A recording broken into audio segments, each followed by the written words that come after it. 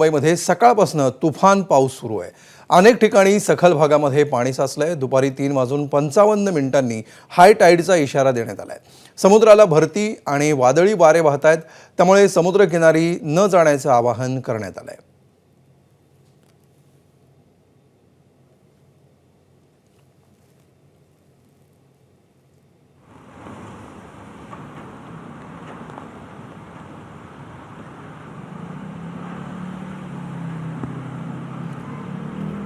तर मुंबईतल्या वेगवेगळ्या परिसरामध्ये काय स्थिती आहे हे आपण जाणून घेणार आहोत। त्यासाठी मरीन ड्राईव्हवर आपल्याबरोबर आहेत आमचा प्रतिनिधी निलेश बुधावले। वांद्रे वरळी सीलिंग परिसरामध्ये अजय माने आहे, तर गेटवे ऑफ इंडिया या परिसरामध्ये सूरज सावंत आहे। सुरुवात करूया आपण अजयपासून। अजय, सध्या नेमकी काय परिस्थिती आहे वांद्रे वरळी सीलिंग परिसरामध्ये? काही वेळातच आता हाय टाईडचा इशारा देखील देण्यात आलेला आहे, त्याची वेळ जवळ येते। आपण जर पाहिलं तर साधारणतः 3:50 हाय टाईडचा इशारा देण्यात आलेला आहे। 4 मीटरहून उंचीच्या भरती असणार असल्याचं सुद्धा हवामान विभागाकडून सांगण्यात आलेलं आहे। मी विशेषतः संपूर्ण बँड्राचा ते वर्सोवा परिसरातला जो समुद्र किनारा तिथून आढावा घेत होतो। आता मी सध्या जुहू चौपाटीवर हा संपूर्ण परिसर जो आहे तो निर्मनुष्य केलेला आहे। फक्त सफाई कर्मचारी आणि पोलीस यंत्रणा जी या ठिकाणी तैनात करण्यात आलेली आहे। पण आपण जर पाहिलं तर समुद्राला जे ते उधाण आलेलं आपल्याला पाहायला मिळते। मुंबईत आजही जो आहे तो रेड अलर्ट देण्यात आलेला होता आणि त्याच्यानंतर हवामान विभागाकडून सांगण्यात आलं होतं की गरज असेल तरच बाहेर पडा आणि सतर्कतेचा इशारा जो आहे तो हवामान विभागाकडून देण्यात आला होता। आणि आता ही समुद्राची अत्यंत ताजी दृश्य संपूर्ण बांद्रापासून ते वर्सोवापर्यंतचा हा संपूर्ण समुद्र किनाराचा पट्टा आणि जुहू चौपाटी हे मुंबईकरांचं महत्त्वाचं ठिकाण मानलं जातं। अनेक पर्यटक या ठिकाणी उपस्थिती दर्शवतात, पण आता हा संपूर्ण परिसर जो आहे तो निर्मनुष्य केलेला आपल्याला पाहायला मिळतोय।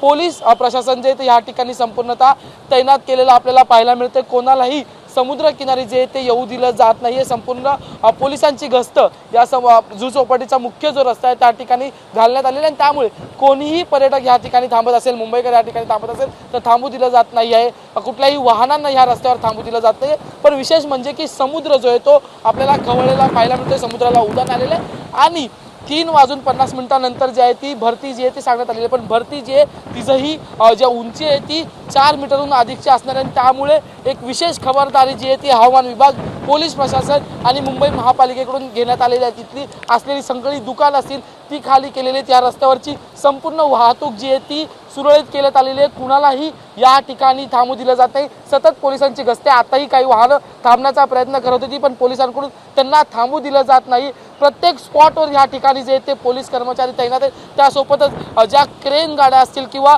या ठिकाणी वेगवेगळी जी उपकरणं लागतात समुद्रावर ती सगळी या ठिकाणी तैनात करण्यात आलेली आहे। त्यामुळे कुठलीही हानी होऊ नये याची विशेष खबरदारी जी आहे ती यंदा प्रशासनाकडून घेण्यात आलेली आपल्याला पाहायला मिळते। प्रशासनाकडून ही खबरदारी घेण्यात आलेली आहे। अजय, तू सोबत राहा। मरीन ड्राईव्हवर निलेश बुधावले आहे। निलेश, मरीन ड्राईव्ह परिसरामध्ये काय चित्र दिसतंय सध्या?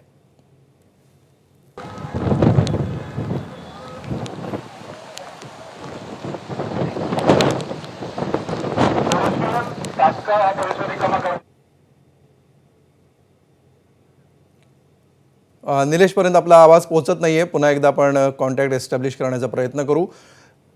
मुंबईतल्या वेगवेगळ्या परिसरामध्ये सध्या समुद्र किनाऱ्यांवरून सर्वसामान्यांना हटवण्यात आलेलं आहे। या ठिकाणी कुठलीही गर्दी होणार नाही याची खबरदारी देखील घेण्यात आली आहे।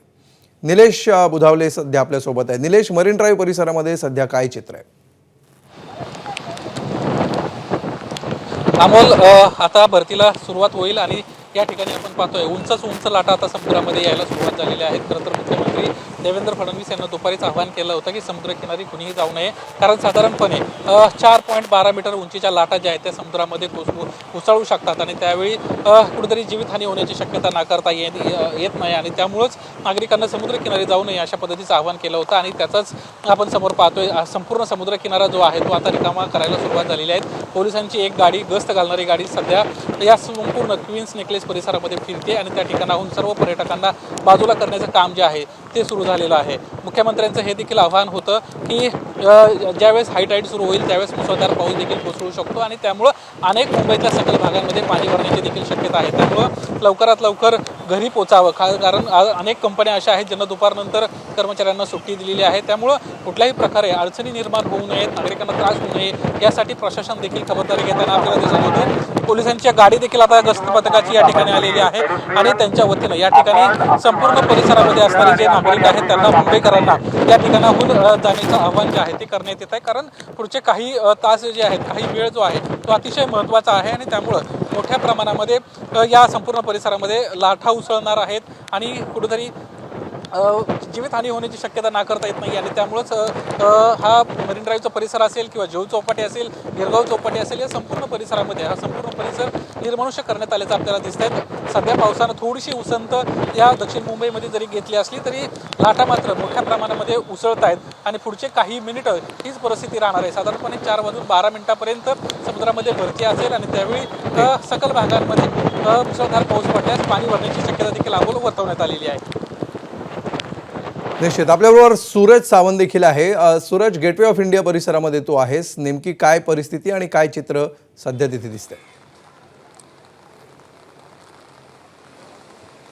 अमोल, नक्कीच गेटवे ऑफ इंडिया परिसरामध्ये अनेक पर्यटक मुंबईकर हे या पावसात भिजण्यासाठी किंवा इथे उसळणाऱ्या लाटा या अंगावरती घेण्यासाठी येत असतात. मात्र सध्या आपण पाहतोय की या ठिकाणी आता भरती ही आता सुरू होणार आहे. मोठमोठ्या लाटा ह्या या ठिकाणी होऊ शकतात आणि 4.20 मीटर उंचीच्या लाटा या ठिकाणी पडणार आहेत. त्यामुळे कुठेही जीवितहानी होऊ नये या अनुषंगाने पोलिसांनी बंदोबस्त वाढवलेला आहे. संपूर्ण जो परिसर आहे हा निर्मनुष्य करण्यात आलेला आहे आणि जवळपास काही हजार पोलीस हे या ठिकाणी तैनात ठेवण्यात आलेले आहेत समुद्र चौपाटी परिसरामध्ये, जेणेकरून कुठेही नागरिक हे आपला जीव धोक्यात घालून पाण्यामध्ये उतरू नये. BMCचे 15,000 कर्मचारी हे कालपासून या ठिकाणी जर आपल्याला पाहिलं प्रशासनासोबत काम करताना पाहायला मिळतात. त्यामुळे एकूणच जी परिस्थिती आहे पुढील 3 ते 4 तास ही आणखी बिकट असणार आहे आणि अशात भरती असल्यामुळे सकल भागात साचलेला पाण्याचा निचरा होणार नसल्याचं देखील कळतंय. त्यामुळे अशीच परिस्थिती जर अशी राहिली पुढील 3 ते 4 तासात त्यामुळे अनेक सकल भागांमध्ये पाणी देखील साचू शकतं